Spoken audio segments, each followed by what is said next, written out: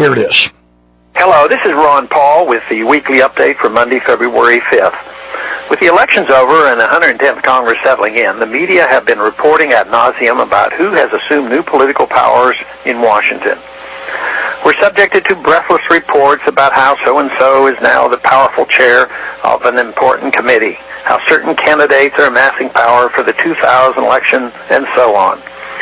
Nobody questions the use of the word power or considers its connotations. It's simply assumed in Washington and the mainstream media that political power is proper and inevitable. The problem is that politicians are not supposed to have power over us. We're supposed to be free. We seem to have forgotten that freedom means the absence of government coercion. So when politicians and the media celebrate political power, they really are celebrating the power of certain individuals to use coercive state force. Remember that one's relationship with the state is never voluntary.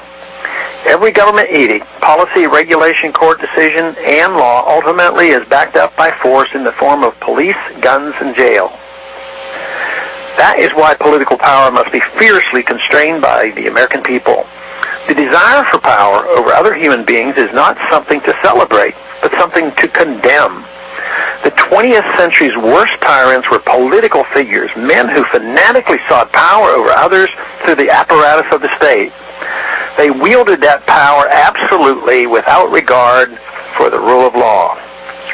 Our constitutional system, by contrast, was designed to restrain political power and place limits on the size and scope of government. It is this system, the rule of law, which we should celebrate, not political victories.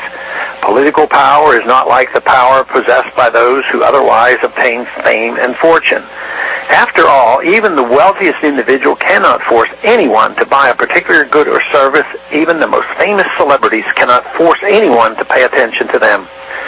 It is only when elites become politically connected that they begin to impose their views on all of us. In a free society, government is restrained and therefore political power is less important. I believe the proper role for government in America is to provide national defense, a court system for civil disputes, a criminal justice system for acts of force and fraud, and little else. In other words, the state as referee rather than an active participant in our society. Those who hold political power, however, would lose their status in a society with truly limited government. It simply would not matter much who occupied various political posts, since their ability to tax, spend, and regulate would be severely limited.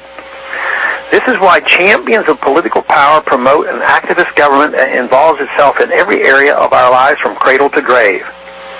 They gain popular support by promising voters that government will take care of everyone, while the media shower them with praise for their bold vision. Political power is inherently dangerous in a free society. It threatens the rule of law and thus threatens our fundamental freedoms. Those who understand this should object whenever political power is glorified. Thanks for calling this update at 888-322-1414.